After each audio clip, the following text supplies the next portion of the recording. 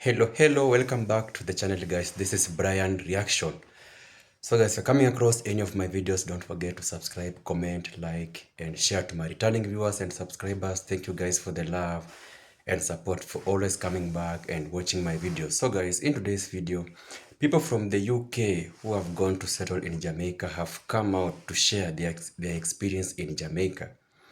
I want you guys to watch this video. This will shock you. Jamaica is number one. Jamaica is the best. So let's dive into this video and I'll be back with a few reactions. Hey guys, so it's been about 3 months now since I relocated from the UK and came back to Jamaica. So I thought I would give you guys a bit of an update as to what life has been like and what the transition has been like.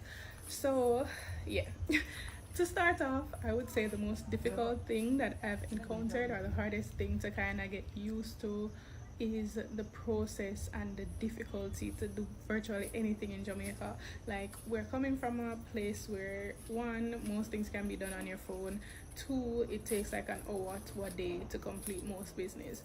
In Jamaica now, it's completely different, where you have to go to the places physically. It usually involves long lines, long waiting times, and then sometimes it still takes even 2 weeks, a month, and those type of ridiculous times to get things done. It's a bit crazy. So I think that's the most difficult thing, getting used to. However, I feel like everything else is kind of good. I don't really have any complaints. We all know Jamaica expensive, so that is not even something to complain about. So it will definitely get some getting used to know that food is going to be a bit more expensive, and other things like even purchasing cars and stuff out here, way more money.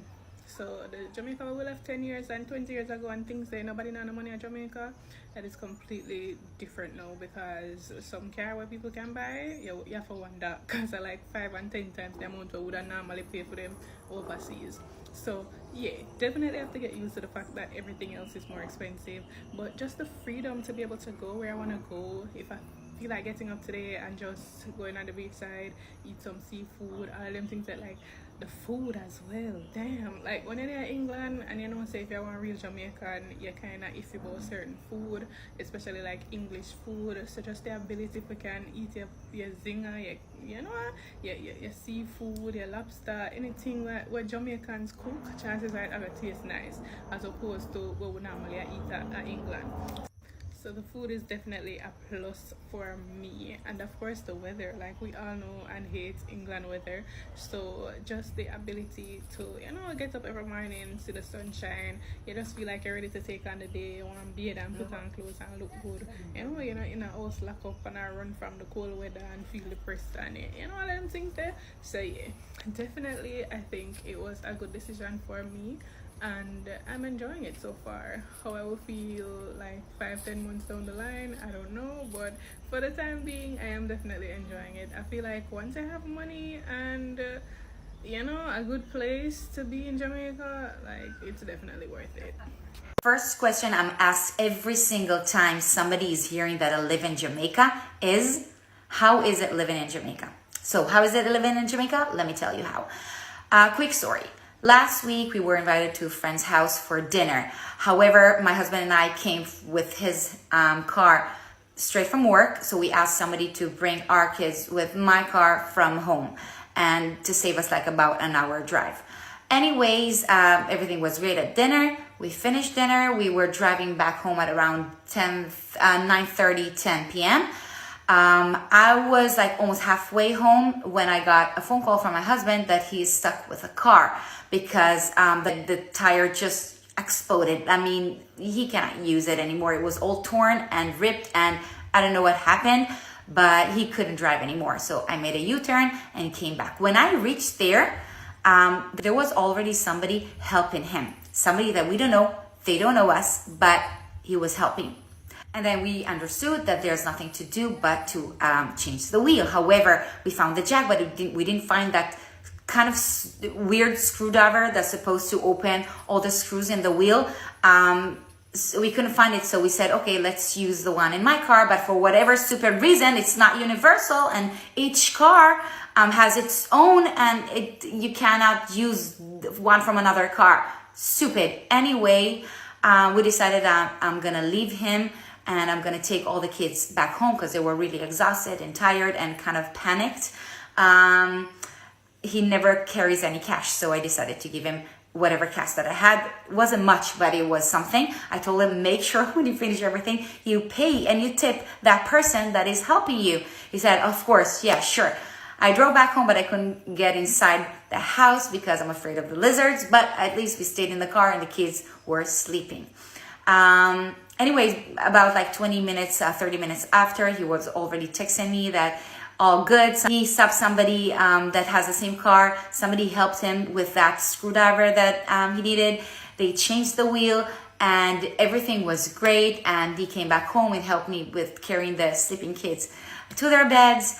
And the moral of the story is that Jamaicans will be there for you whenever needed. By the way, that person didn't want to take the cash. Like, he was fighting him, but my husband insisted and gave him the cash because, you know, that's a thank you for helping me in the middle of the road, in the middle of the almost night. This is Jamaican for you guys. That's what it is, living in Jamaica. So, funny thing about that, I actually moved to Jamaica.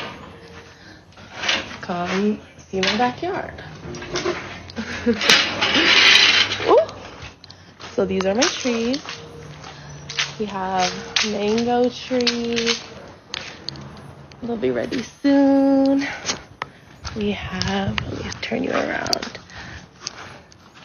banana trees, which I don't think there's any bananas in there. He picked them for us the other day. We have a lime tree. And we have some other fruits that I don't really know what they are. But yeah, more bananas. Surprise! 3 misconceptions about living in Jamaica that I just want to quickly talk about. First of all, I saw where somebody commented and they were like, how do you deal with the power and water outages? Let me just say, utilities in general, yes, when there's a hurricane, there might be a power cut, but in general, I could not tell you the last time I had a power outage or like light gone in Jamaica. To me, that is not what is going on in the norm. Again, I'm just telling you about my Jamaica. The same thing like internet. People like to talk about first world internet. Can I just say on record that my internet in Jamaica is reliable and quicker than the internet here in London? Just saying. Second thing people like to say is that they think that it's super dangerous. I've spoken about this in another video. I'm not gonna go on about this again, but yeah, it's not that dangerous, right? Like, I am not living in Kingston, word for my life. Third thing, that they think Jamaica is cheap. Babes, don't get me wrong, you know, a trip to Coronation Market will definitely save you some money, but there is just, things aren't cheap. Things are not cheap like in Jamaica. And I'm not saying that nothing is cheap. Like, of course, things like services, like your nails, your hair, that's cheaper, but life is just not cheap in Jamaica in the way that also I feel like pre-COVID was definitely cheaper to post-COVID. And yes, you can probably say that about everywhere in the world, but it really hits me every time I go home. I'm like, how are people affording things? Because the price of my grocery bill is always just ridiculously high. And I think, let me just throw in one for a bonus. People think that Jamaica is just either like a ghetto or a luxury tourist destination where you're on an all-inclusive hotel on the beach. And I just want to say that there are places with sun that have real life going on, right? Like, we have jobs, we have things to do, and everybody's not just chilling, living Irish, smoking a spliff. Just saying, babes. There's real things going on. Housing in Jamaica. This is a question I get all the time. Babes, I had to have people help me out, okay? Let's not sugarcoat it. Because the realtors, trash.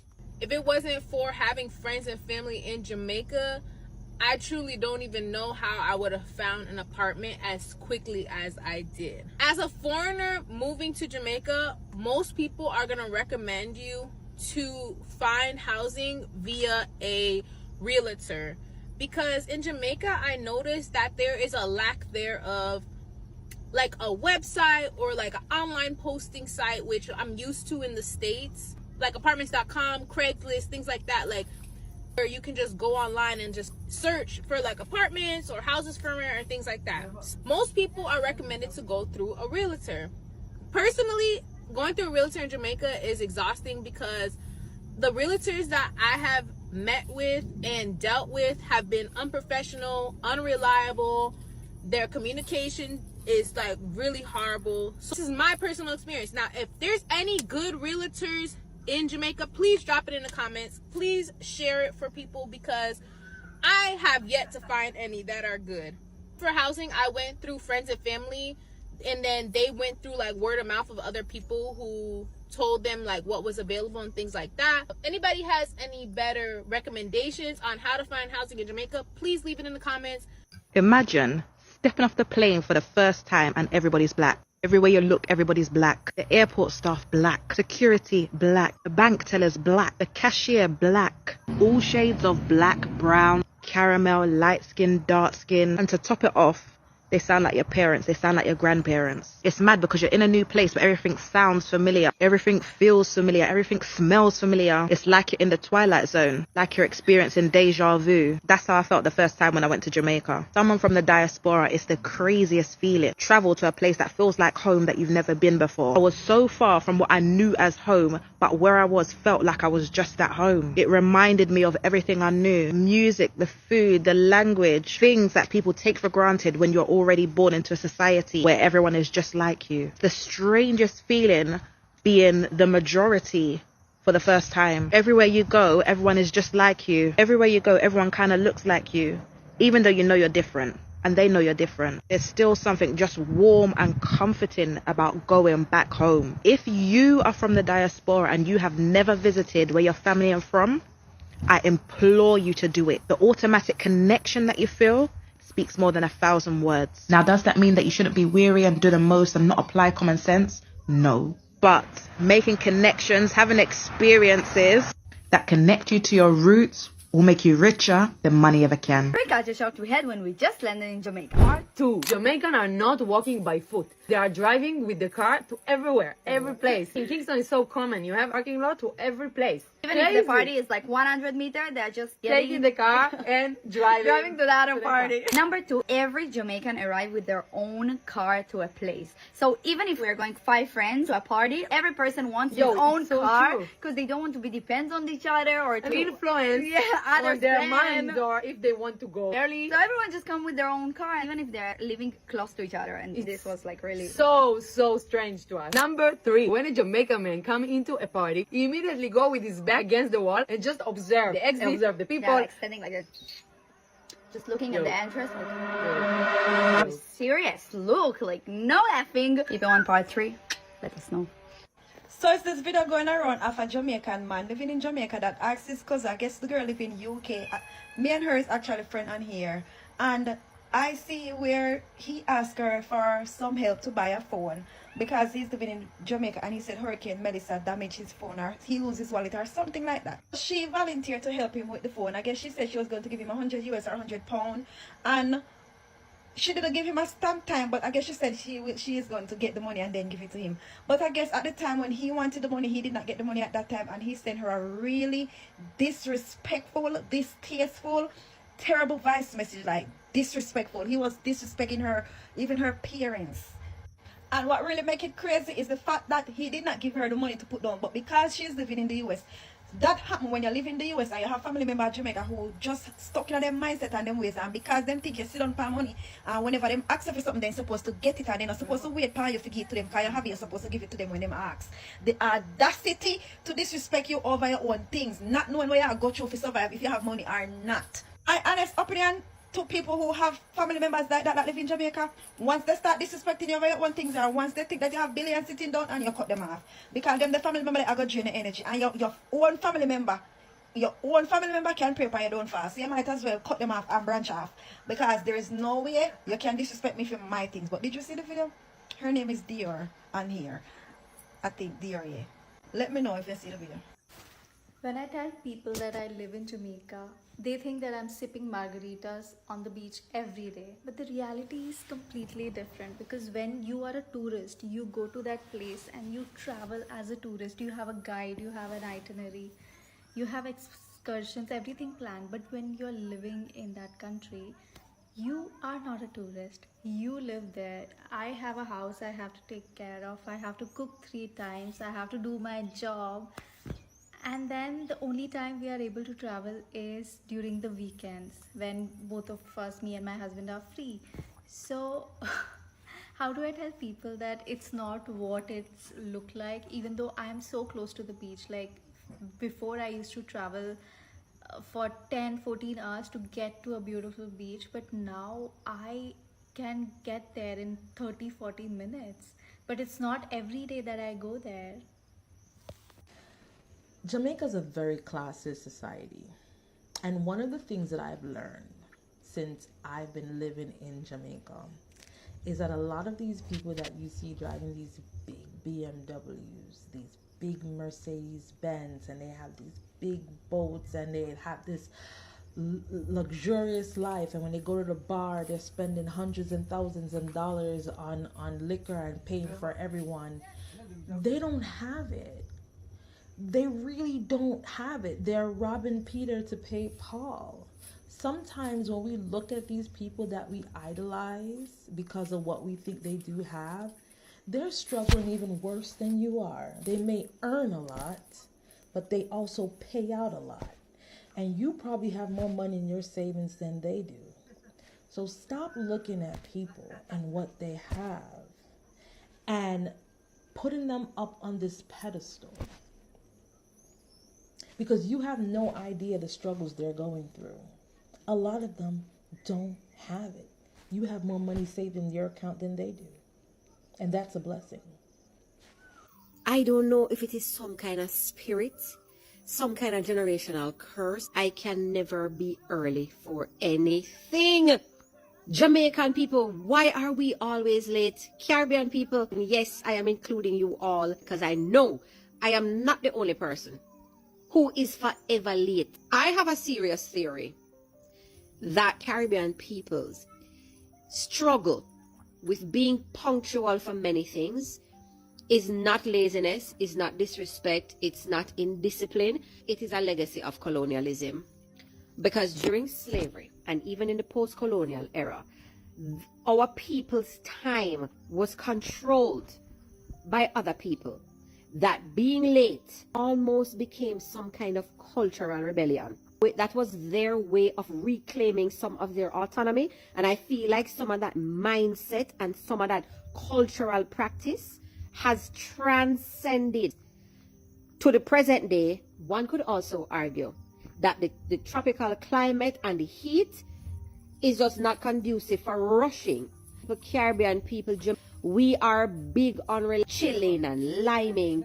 That interconnectedness and enjoying shared interests really do triumph paying attention to the time, most of the time. And I think it has just become a cultural practice where we just know that things will not necessarily start on time, or even if they start on time, we won't be there on time.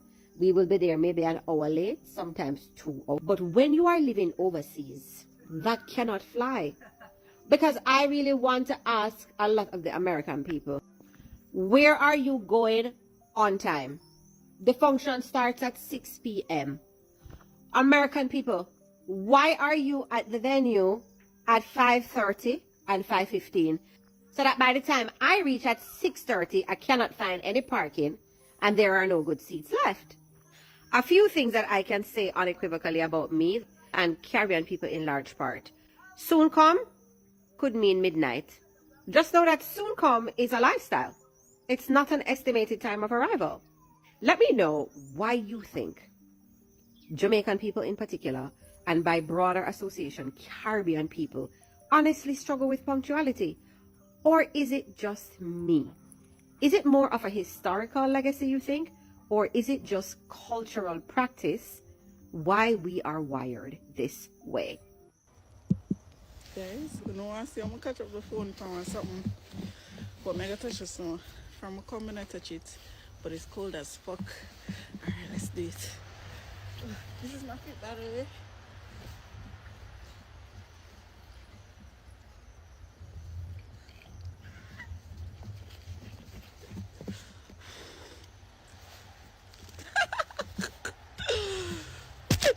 I made a video yesterday saying how I moved from Guyana to Jamaica without knowing anyone, and I realized something. A lot of people want to do the same, not necessarily move to the country I moved to, but they want to, take a risk on themselves.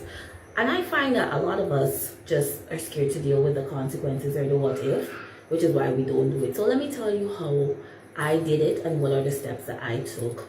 So I decided to go on Caribbean Jobs. It is still working, guys. Go on caribbeanjobs.com and select the country that you're looking to work in. I selected whichever country, and I put in also the area that I want to work in, my specialty, which was HR or legal. Once I did that and I got offered an interview and I passed my interview, I reached out to the company to know whether what is needed for the country, because not everything is usually online. To be honest, they weren't as prepared. They did not know. So I did my own research because I lived in Trinidad before, so I know that Caribbean territories also need things. And I know it's either work permit or a CSME certificate. Based on my research, I prefer the CSME because work permit, the company has to pay for it, and it's just for a specific period. So once that is up, you have your own immigration rules. I chose to go with a CSME, which any of you that are living in the Caribbean territory that are a part of CARICOM, you can apply for it. That took me, well, it usually takes 6 weeks. It took me shorter because I told them that I'm flying and I really need it. Why I wanted my CSME was because once I have my CSME, I can enter that country on a one-way ticket. So I don't have to buy a return ticket to show that I'm going back to my island. The company also sent me my contract, so I was able to show that at the airport of arrival. So yeah, I was gonna sell off all my stuff, guys, I'm not gonna lie, but my little sister told me that she wanted to move out, so I left everything so that she didn't have to start from scratch. I fully support nepotism and all of that sort, so anything to give my people a starting life, I'm gonna give them. Never mind that. So I packed up everything. I flew first class, and the reason I flew first class is that you get, I think, 3 suitcases free and your carry-on luggage. So I packed up my stuff in literally 3 suitcases and I moved. When I arrived at the airport in Jamaica, I showed them my CSME, I showed them my contract, and they told me what the next steps are. Once they stamp you in, you have to go to the immigration office. For Jamaica, it was speaker. That was a whole lot of stress. Yeah, baby, I was hoping that my company would have sorted it out for me, but I had to sort it out. Because when I went to them, they told me, no, I have to go to the Ministry of Labor. The Ministry of Labor in Jamaica handles CSME stuff. It was just a little inconvenient, but you have to do what you have to do. I went there. What they do is verify that my country actually issued me that CSME certificate that is valid. Once they did, they gave me a letter to take to PICA to say yes, it's valid. And PICA gave me an unconditional landing stamp. So that means that basically I don't have any conditions to be in Jamaica. Like, I could work, do whatever I want, come in, come and go as a regular citizen, a regular resident in the island. So it wasn't hard, to be honest. It's really and truly not that hard to do it, but it's all about building up that momentum to actually get it done. Like, don't be afraid. Wow, I was supposed to fix it my hair while I'm talking to y'all. What can go so? Yeah, so that was in 2022, and since then I got married, so I'm still living here. I thought I would have been out of here by now, I'm not gonna lie.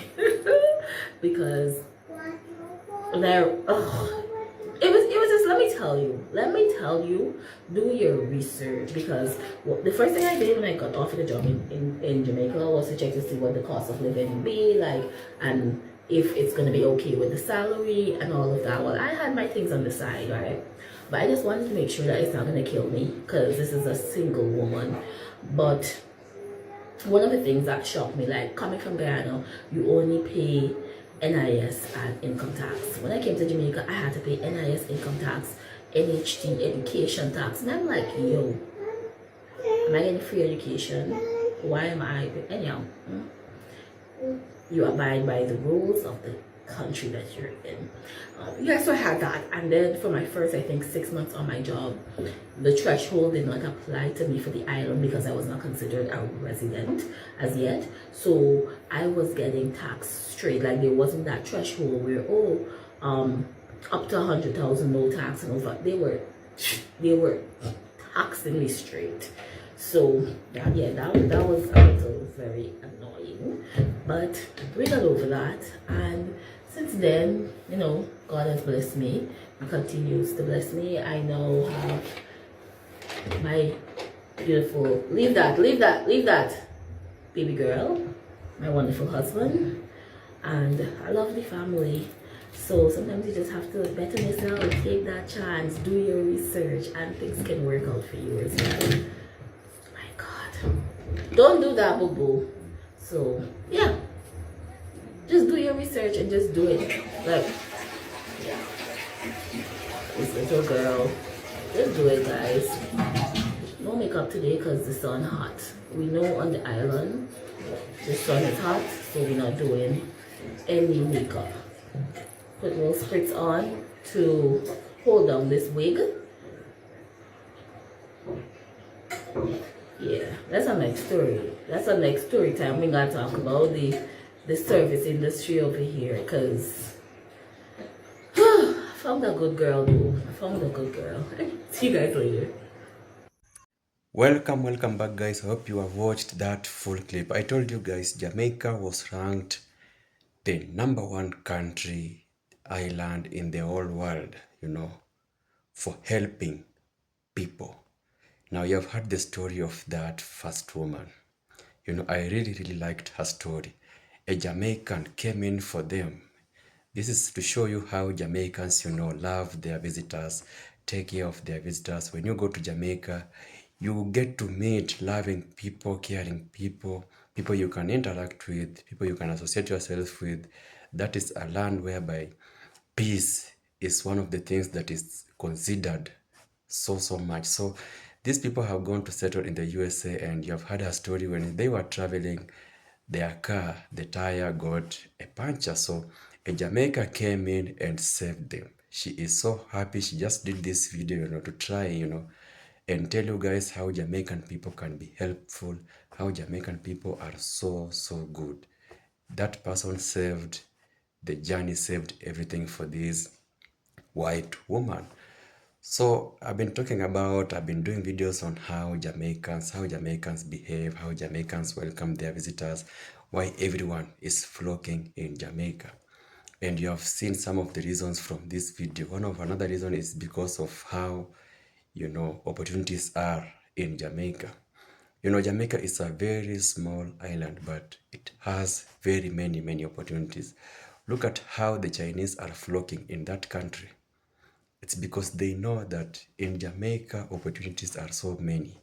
There are many business ideas in Jamaica that when you go there and you sit down and come up with a business idea and try, it goes through successfully. That's why investors are just, you know, flocking in Jamaica, trying out different businesses in Jamaica. So some of the reasons also as to why people just go to Jamaica is because of the lifestyle of Jamaica. You have been seeing people trying to copy the lifestyle of Jamaica, how Jamaica cook their food, how Jamaica speak their patois. So many things that Jamaicans do. People have been trying to copy, and some of them have decided we just want to go to that island and, you know, have more of this. Imagine moving from the US to Jamaica. And one of the advantages that I know people who are in the US who are moving to Jamaica, one of the advantages that they will find is that in Jamaica, the rates of taxes are not as compared to the US. When you go to Jamaica, taxes, the bills, the rent, mortgage, the taxes are not as high as compared to the US. So I know when they go to Jamaica, they have a very big advantage because now they can live in the most expensive houses. They don't have to incur more taxes on the rent, the water, the electricity, the Wi-Fi. The taxes are too low in a country like Jamaica. So I know that is one advantage that these people are going to get when they leave America and go to Jamaica. Another advantage is that when you compare Jamaican food and the food in the US, there is a very, very big difference. And I know you guys are aware of this because Jamaicans are farmers. They have natural food. Their food does not contain chemicals as compared to the US food. Most of the US foods are processed foods from industries, so most of them are not good for anyone's health. That's why they always say that when you eat their food, you get sick all the time, as compared to Jamaica, which in this case, their food has been the best, even to an extent whereby people who are sick and go to Jamaica, their health becomes better when they try Jamaican food, natural food, the herbal from Jamaica, everything from Jamaica is just on another level. So those are some of the advantages that people from the US who are flocking in Jamaica, who are going to settle in Jamaica, that is another advantage that they will get. So they won't be consuming those food that are full of chemicals and all that. So that is another big advantage. I did a video about this guy who went to Jamaica and realized that, oh my, in this place the taxes are so low, the food is so good, the people are loving, peaceful. It feels so good when you are a stranger and you go to a new country, a foreign country, and in that country you are being welcomed so well. People love you, people take care of you, they will give you their land, they will sell you their lands, places to work. It feels so good. A foreigner going to a foreign land and being given the support by the people. It feels so, so good. That's why many people are just going to Jamaica, because Jamaican people, there's a Jamaican who said that Jamaican people will show more love to strangers than Jamaicans themselves. And I think this is very true. According to how many people are coming out and explaining how Jamaican people are, how they interact, it is actually very, very true, because you have seen how that guy helped that white couples with their vehicle. Jamaican people are helping people, loving people you can associate with, people that are good for you. So thank you for watching this video, guys. Until my next video, peace out.